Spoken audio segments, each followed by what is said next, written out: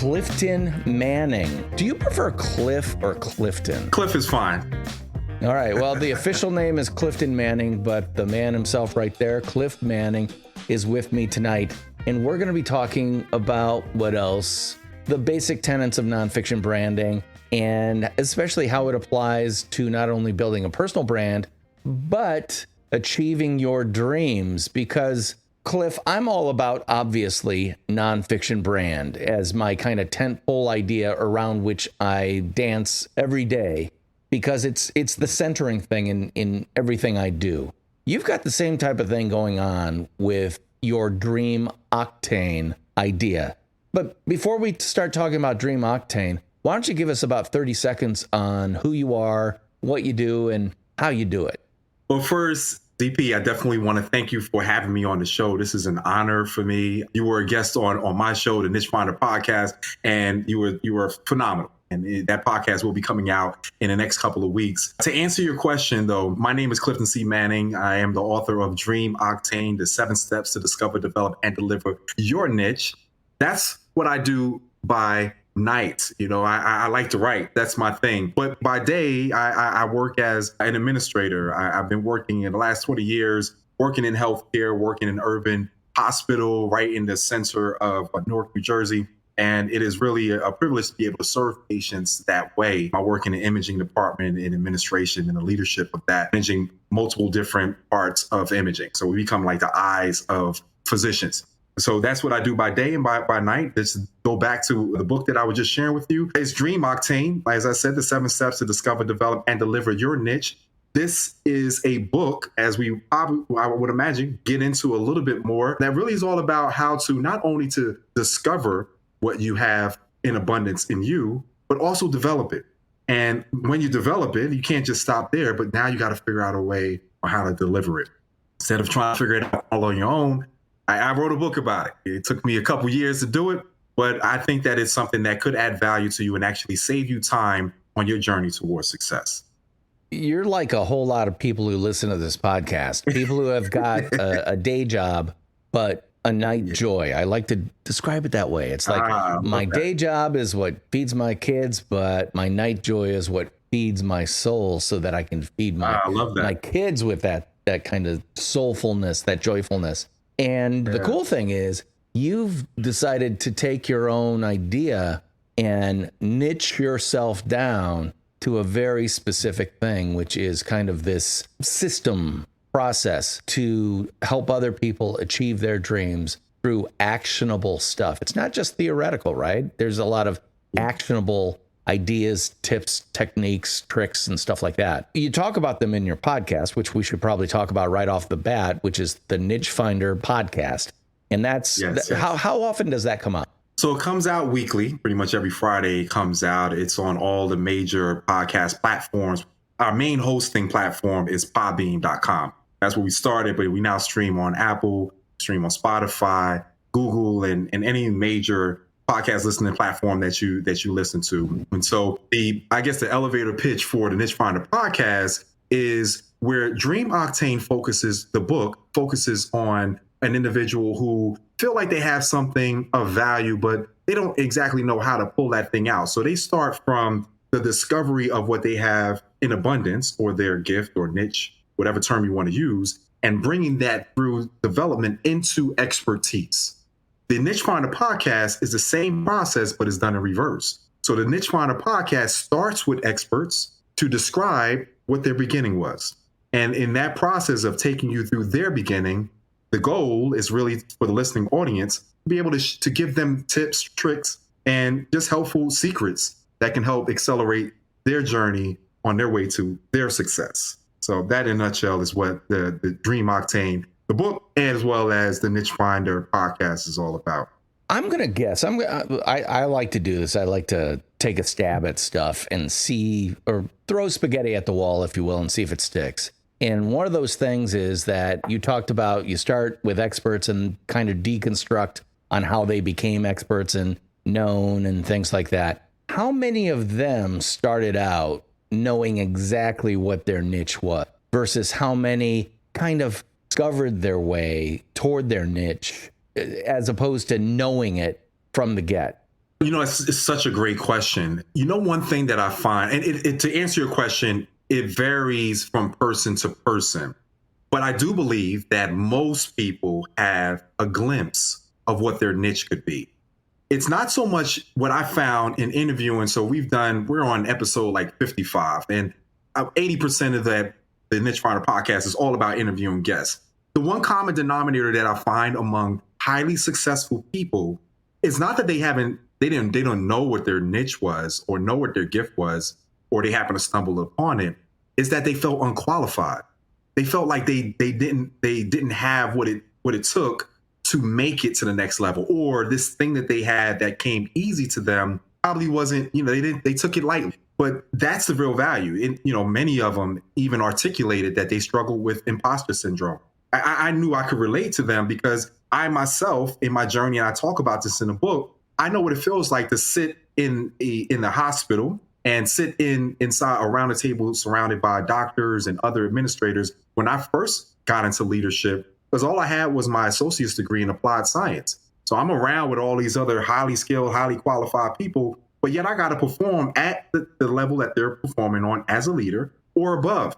And so what I had to do was read every leadership book that I could find, go to every seminar that I could possibly get into within reason, and try to apply real time what I found myself going through. But at the table, I felt unqualified. And I find that that's a common denominator among other experts when they look back and talk about their journey. Yeah, call it imposter syndrome, call it I'm no better than anybody else, call it am I really an expert? Even though am I bragging to call myself an expert in anything? That's a big hurdle for a lot of people to get over, especially when they're creating what I like to call their nonfiction personal brands and what you're calling the basis of the Dream Octane process so that you can achieve that dream. And a lot of it comes from, frankly, being a decent human being, which is I recognize that I'm not perfect or I'm not omniscient. There are things I can learn every step of the way. What makes me think that I could be possibly considered an expert or even a teacher? To that, I kindly say, well, guess what? You're a teacher to anyone who doesn't have the experience you have or the years in the saddle that you have. And again, you may only be 5 feet ahead of them in their career, but you've got something to share with them, which they don't have. And that is your specific experience, your specific background, your voice, your ideas, and all those things that you can share. Because again, you've written a book, I've written a book, we've done it completely different ways. Why? Because you wrote yours and I wrote mine. I'm sure I could learn a ton from you just having a conversation about what it took for you to do that over a couple of years. I'm sure I could probably share some stuff to you that could be valuable to you, because while we did the same thing, we did it entirely different ways. And by the way, because I've done it, I'm an expert in the way that I did it. And that's what I can share. That's what I can legitimately say I'm an expert in. And same with you, Cliff. You're an expert in what you did and the route you took to get that done. The one thing I want to kind of drill in on a little bit with you is you said you had an associate's degree. And I guarantee you're at a table with people who had advanced degrees, whether it's an MD or a PhD or MBA or whatever. Did that initially cause a lot of that kind of imposter syndrome? That, is that where it started? Yeah, I mean, I think it's a great question. And to answer it, yeah, it did. I think just thinking that the environment that I was in had more to offer than what I had to offer to, I think, caused me to start to second guess some things. Now, and I have to say, I'm pretty confident, or for the most part, not cocky, but I'm pretty confident that if there is a problem and I have, hey, maybe a tool that I've used in times past to fix that problem, or I feel like I have a resource that can help come in and help to solve that problem, or it's just a vision, like, you know what, I think we can do it. I'm pretty confident when I have that level of detail up against this problem that I find myself up against, that it can be solved.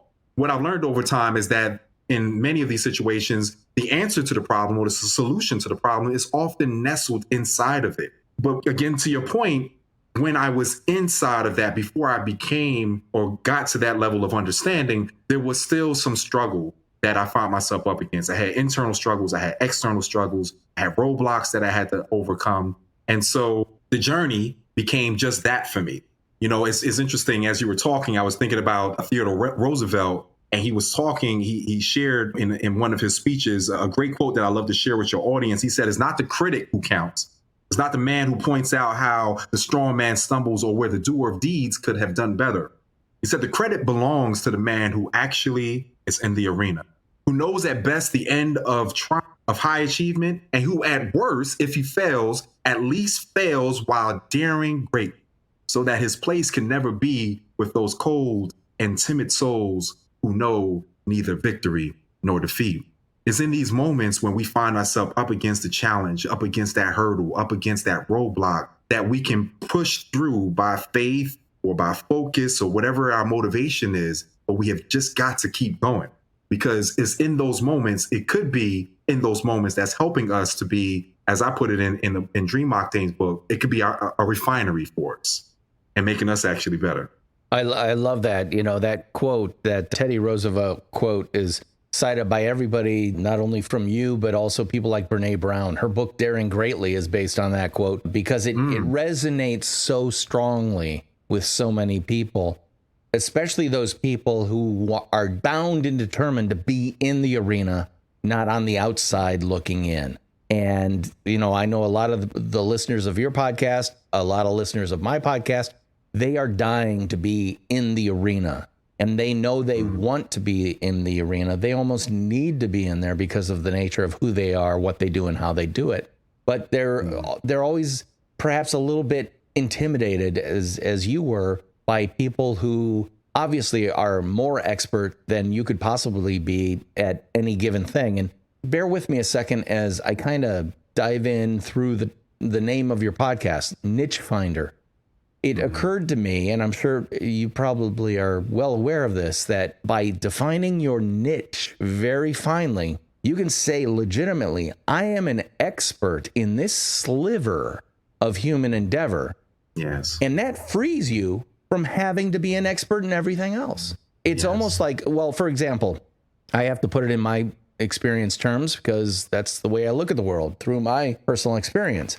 I came up as a advertising copywriter in creative departments in agencies big and small throughout the United States. And I always worked with art directors because copywriters are typically paired with an art director. And that doesn't mean I don't have visual ideas and stuff like that. But when it came to things like typography, color, the use of shape and texture and stuff like that, they were far better than me.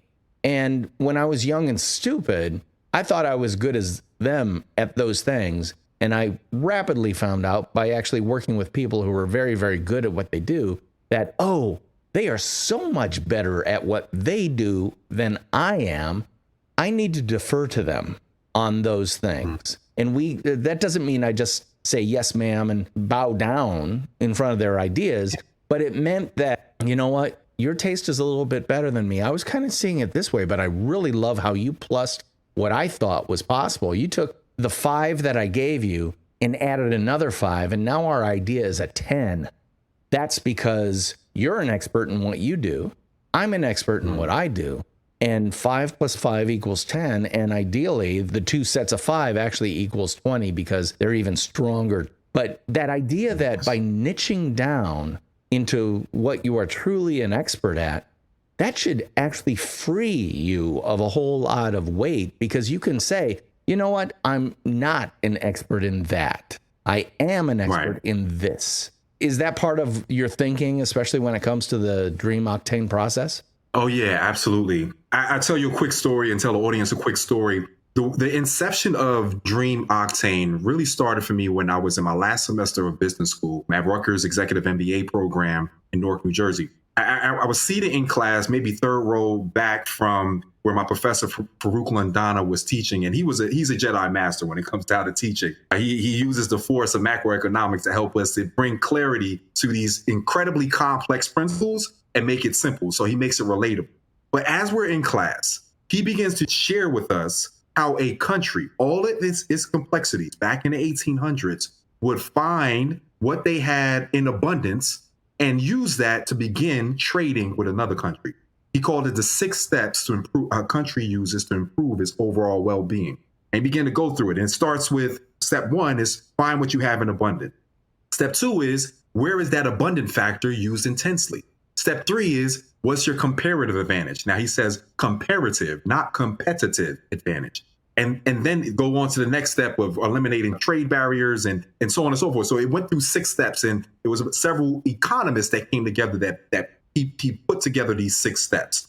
Now, this is back in the 1800s, and this is emerging economies now with all of their complexities being able to find what they have and then find who could use what they have and then trade with them. So they would take what they had in abundance in that other nation or other country, and they said, well, I'm scarce in my country with what you have in abundance. Why don't you give me what you have and I'll give you what I have in abundance, and it can help to fortify what you have in scarcity. And I'm like, wow.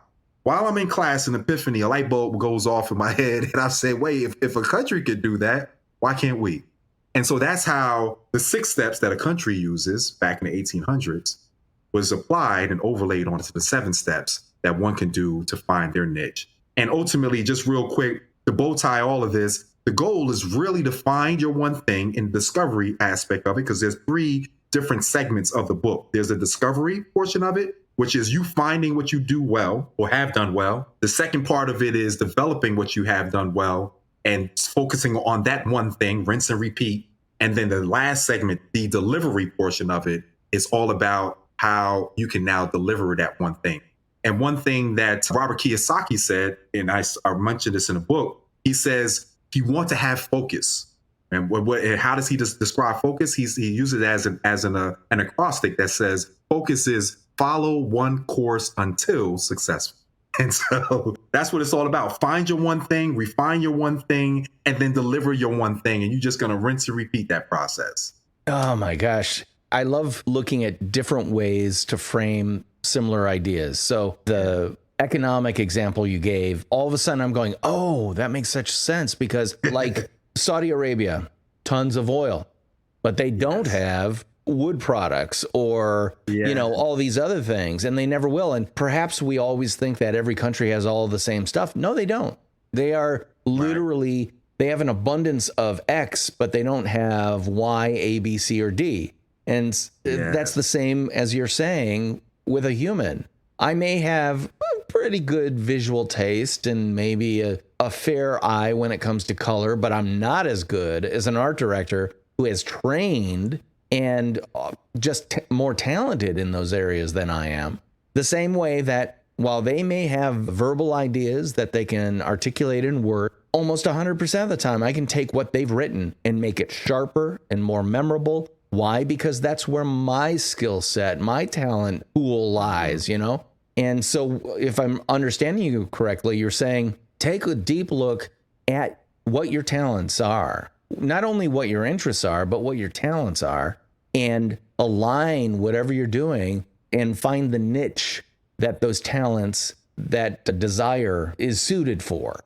Am I making sense? Yes. Oh, yeah, absolutely. You're right on the money. One analogy that we use throughout the book is it really is just the theme of the book. So Dream Octane, it was actually inspired. It was refined within that classroom setting, but it was inspired by when I came across a story by a man named Patilla Higgins. Now, Patilla Higgins is back in, the 1900s. And so like 1901, around that time, he's living in Spindletop, Texas, and he was a salt miner.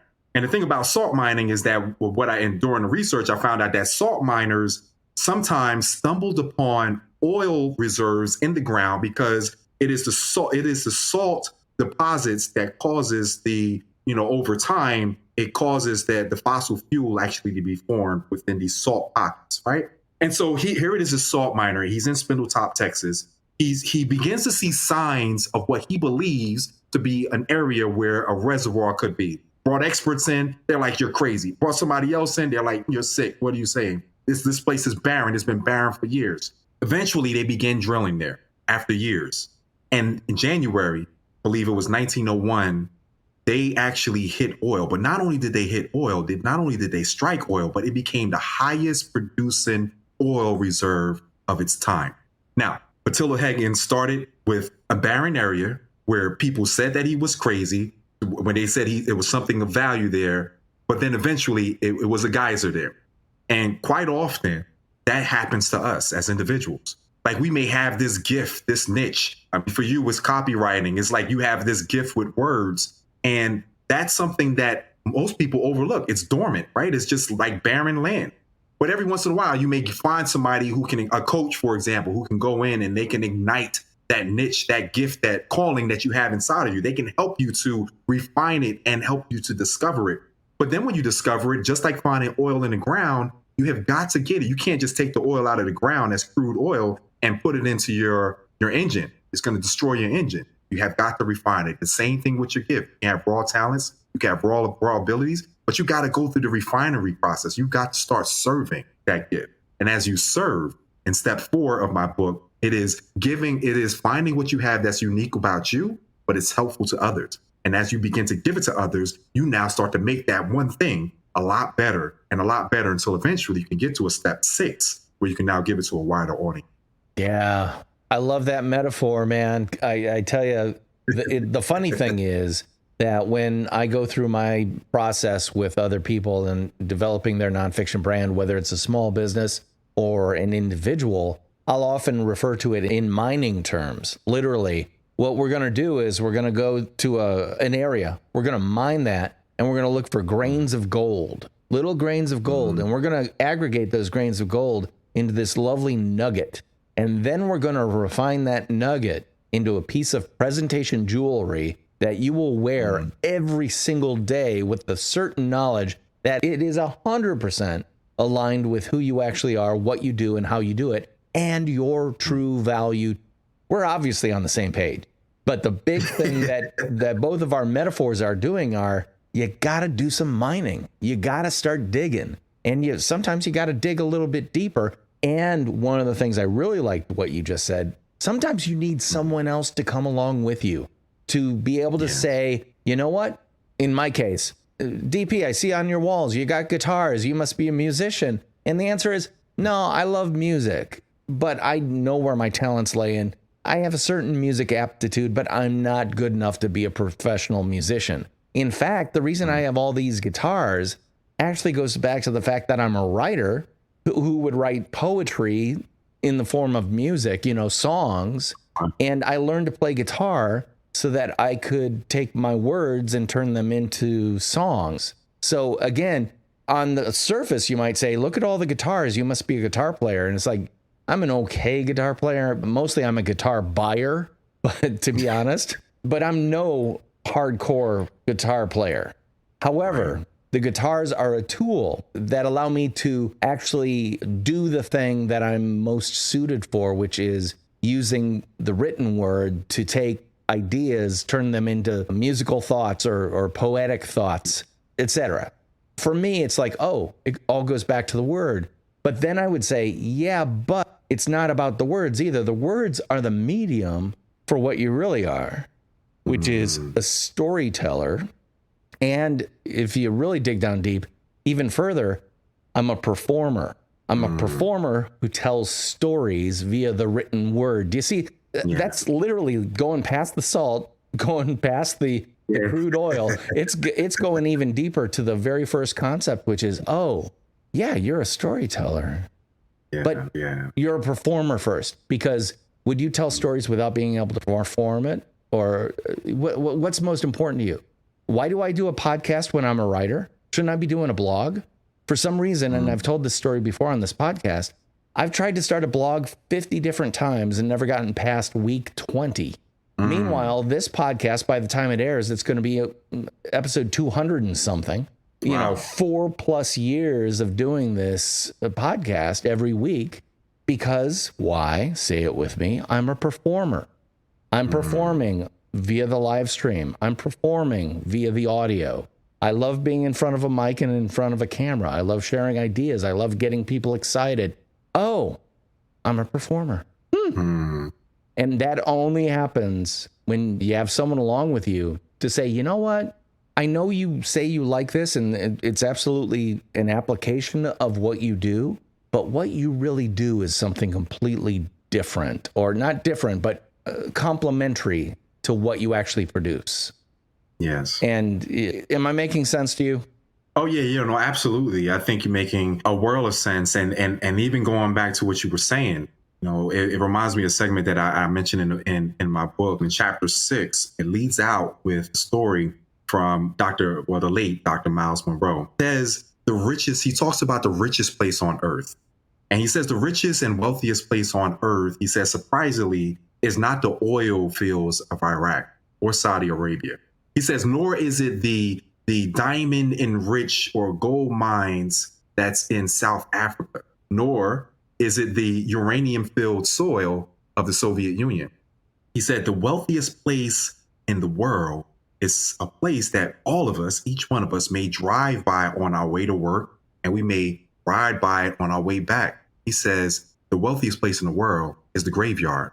He says because there you will find books that were never written, songs that were never sung, and there's billion-dollar businesses that were never started. Why? Because people took that gift, what you call the goal or that nugget, and they took it to the grave.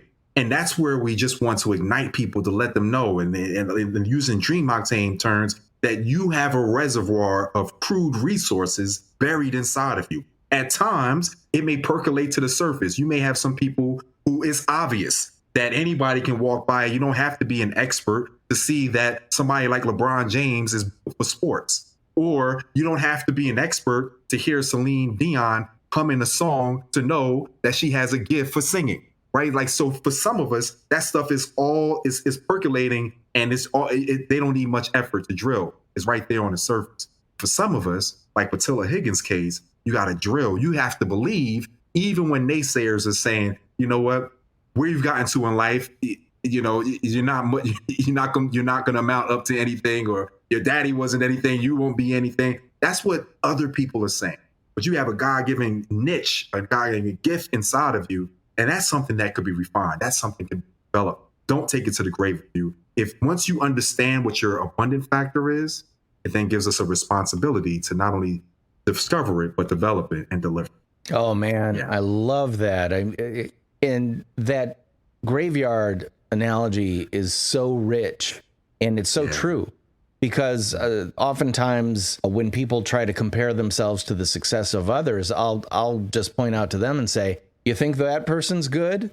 Well, there's someone even better than them in some small village in China that will never be heard from by anybody. Mm-hmm. The best musician in the world, and this is me being slightly hyperbolic, but the best musician in the world is a 6-year-old boy or a 6-year-old girl in some small village in China, and we'll never hear them.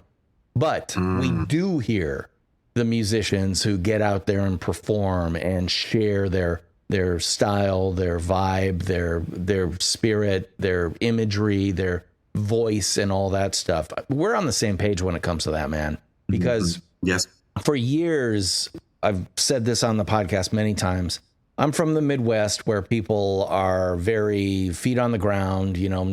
If anything, touting your success is considered a little bit in bad taste, or maybe a little braggy. Other parts of the country have no problem with bragging. I'm thinking of the state of Texas when I say that. But here in the Midwest, you don't tout your success, to which I say, you don't have to tout your success. You have to share your knowledge. You have to share your voice, your story, your experience. That's not you bragging. It's you sharing. And when you flip that switch from I'm bragging about myself to no, I'm sharing that which I have worked so hard to know, all of a sudden, it's not about me. It's about what I can give you.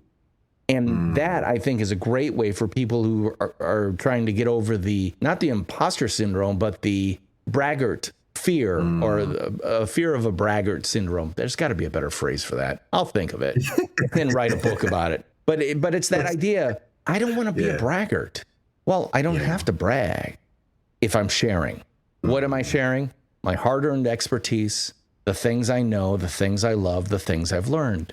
And that's what you're talking about too, with finding your niche. Because again, we're talking about that thing in which you are an expert, because you are truly an expert. Can you give me an example of someone, maybe it's someone you've worked with or someone you know that has actually gone through your system, especially the part where they discover what their niche is?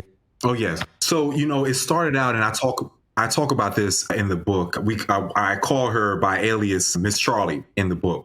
And part of why I love sharing about Miss Charlie is because Miss Charlie was the person who felt unqualified, but she was very qualified. She had her master's degree. She was teaching. She also worked as a navigator. She had more than one occupation. She also worked as a navigator in a hospital to help patients get proactive care and to prevent, certain diseases that they could run up against. So she was an expert in both fields. But yet at times she felt she didn't know exactly which direction to go. One thing my dad used to say, commercial break on this point, he used to always say to me growing up, and get my dad and mom from Jamaica, West Indian heritage, my dad would often share these parables. And he would say, Cliff, and we're like, yes, Dad. He says, knowledge is the key. And I was like, all right, what does that mean? Knowledge is the key. Right. So what he was saying is that knowledge is a key that opens many doors, which is great. But as a 15-year-old hearing that advice, it was good advice, but it was confusing advice, because I'm like, you have these keys and then you have these many doors. How do you know which key goes to what door? And even when you open a door, how do you know that's meant for you to walk through? And so Miss Charlie was in that kind of dilemma. And so what we did is we worked together, and I began to share with her, okay, don't think about all these infomercials that you see when you go onto YouTube of, you can do this, you can do that. That's all fine and good. But for you, let's start with what you've already done well. And we went through this with the podcast, and it's the 5 questions that we asked. I call it the 5P framework. That's where you begin on the discovery portion. Okay, what do you do that you're passionate about? What do you do that when you do it, you feel like I'm ignited? The second question is, what do you do that feels purposeful? What do you do that when you do it, you say, man, I feel like I was made for this moment? The third one is patterns. What do you do naturally well? The fourth one is this coin, opposite side of the same coin, is your proficiency. And that's not what you naturally do well, but that's what you learn to do well over time. And then the last one is, what problems do you solve? Now, taking her through the process was a lot more detailed than just having a conversation, because I have a whole grid that goes along with it. And for every response that you give, you will also give a score as the individual filling it out, with 1 being the least, 5 being the highest quality. And then you have a family, or a close family friend, or a close family member, a beloved family member. Get somebody that actually likes you and you like them and your family, and let them score you. Again, 1 being the least, 5 being the greatest. And then the last portion of that is you're going to ask a trusted friend or a mentor. When you go through that grid, now you start to see like all of these gifts that you have, all of this creativity that you have that's confusing. You got the keys on the list, but now you're going to find a door. How do you find a door? Well, you just add up the scores. When you add up the scores, anything that's 15, you know that that's a strong quality, because not only did you discover it, but you brought it up to a family friend, and he's just like, yes, you know what, Celine, you can definitely sing. You go to a mentor or whomever it is, and it's like, yes, you need to be on stage. And you want to pursue that. Totally different than having an interest, and I'm making this up, of real estate, for example, when you have a natural ability, a built-in inherent ability to be on stage, right? And so as we begin to work through that, what I found fascinating is that she actually discovered the niche within the niche that she already was in. So instead of looking for something outside, she's like, wow, you know what? I've been trained, I've been teaching about public, health and public health and so on. She's an expert in that. She's been teaching students year after year. She now began to look for the niche within that niche. And so she's iterating herself through the process of that one thing. And for her, that's what success looks like. And that's just how deeply you need to niche yourself, the niche within the niche. I love that idea, because if you think, oh, my niche is music, that's not niche enough. You got to keep on going, get even more tightly defined than that. And once you do, it's amazing what can happen for you. I mean, all you have to do is go on TikTok and watch people doing with the strangest niches you've ever seen. Like, there's a woman who does nothing but she has this like slow moving lathe, and she makes acrylic cups for people with different colors. And she's got people watching her make these acrylic cups on TikTok, and she sells them. And the person's telling what color to use next and all that stuff. And it's like, are you kidding me? And the answer is yes. She found out what she's enthusiastic about, what she loves to do. She's a very personable person who's not ready for TV, but she's perfect for TikTok. Isn't that amazing? Yeah, that if you think your niche is too narrow, you're wrong. It's probably too wide. You know, what's funny? It's interesting you bring that up because the step one of what I call the life cycle of excavation in the book, Dream Octane, that's where we talk about the 5P framework. But you don't just stop there. Now you want to find, just like what you're saying, this young lady found on TikTok. Okay, where is this thing that I have done well? Where is it used intensely? Or where has it been, highly recognized or appreciated? Where has it been most helpful? The good example of this is Steve Harvey.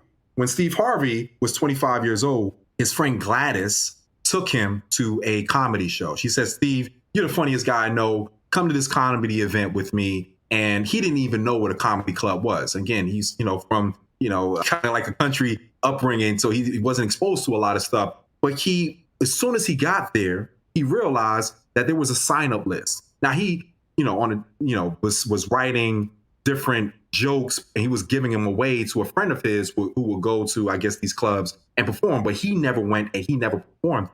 He signed his name onto the list that evening and he was number 10.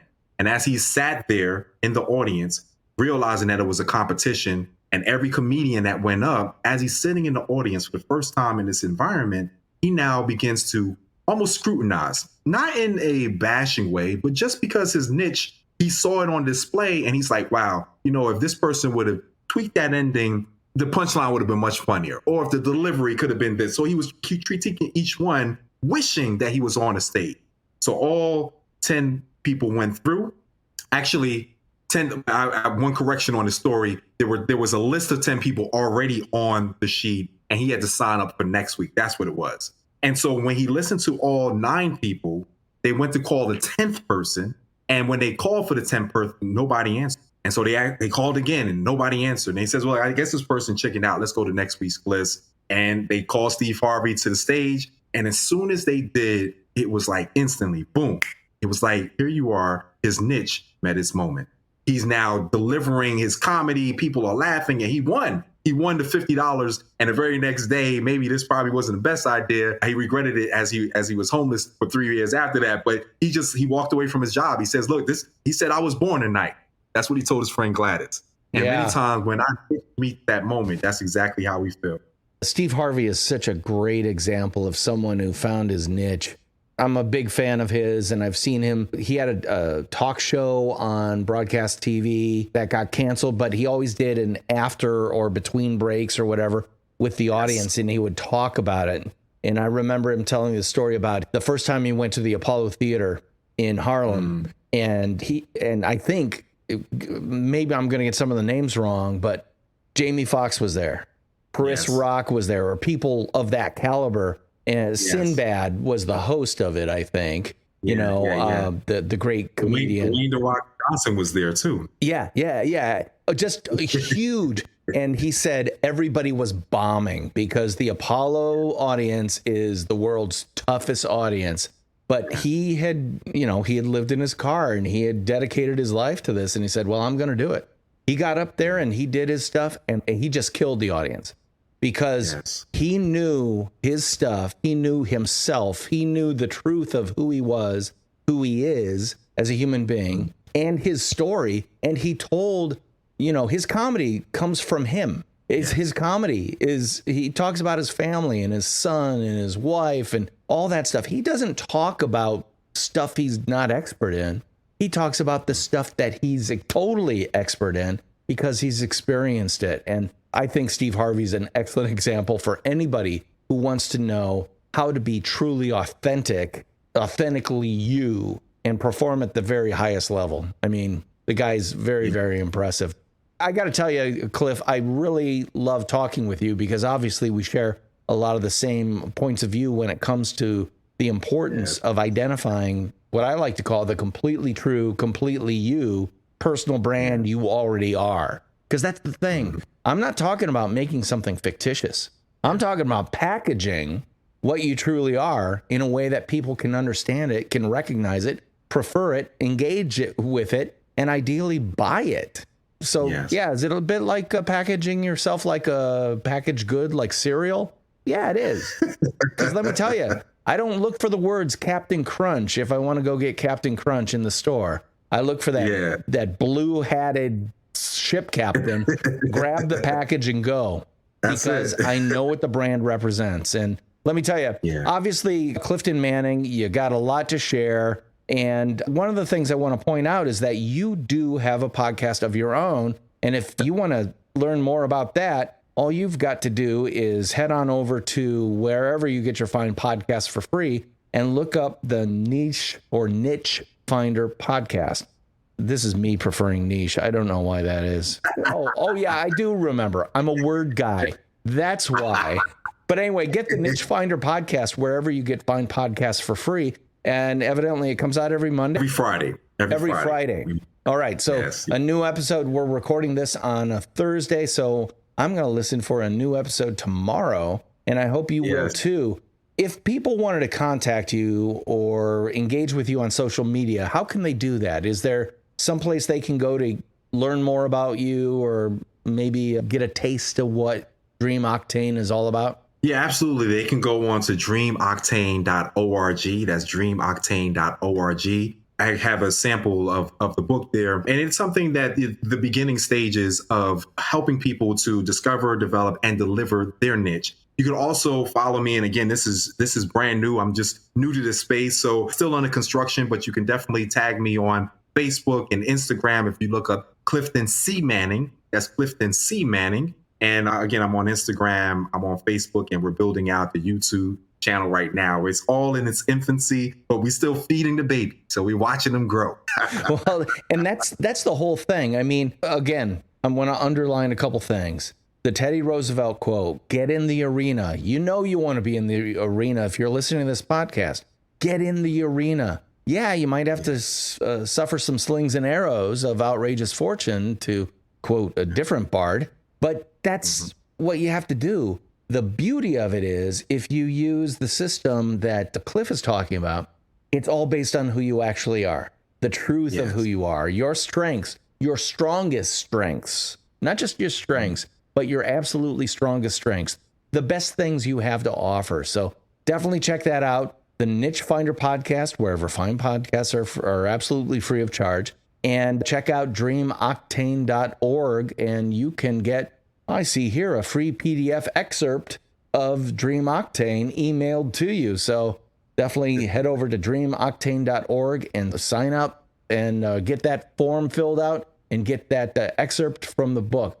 Cliff, I just want to say thank you again for being on the Nonfiction Brand podcast. Listeners, thank you even more. I would love for you to like, subscribe, refer this podcast to others, but most of all, could you do me a solid and give it a rating wherever you get your podcasts? Because that really does help other people find it. The other thing is, my book, the Dead Tree version of Nonfiction Brand, the podcast, is available at the House of Jeff Bezos, or I should say the warehouse of Jeff Bezos, Amazon.com. Just look up Nonfiction Brand and Knudten, spelled as you see it on the screen there, or if you're listening, K-N-U-D as in David, T as in Tom, E as in Edward, N as in nothing.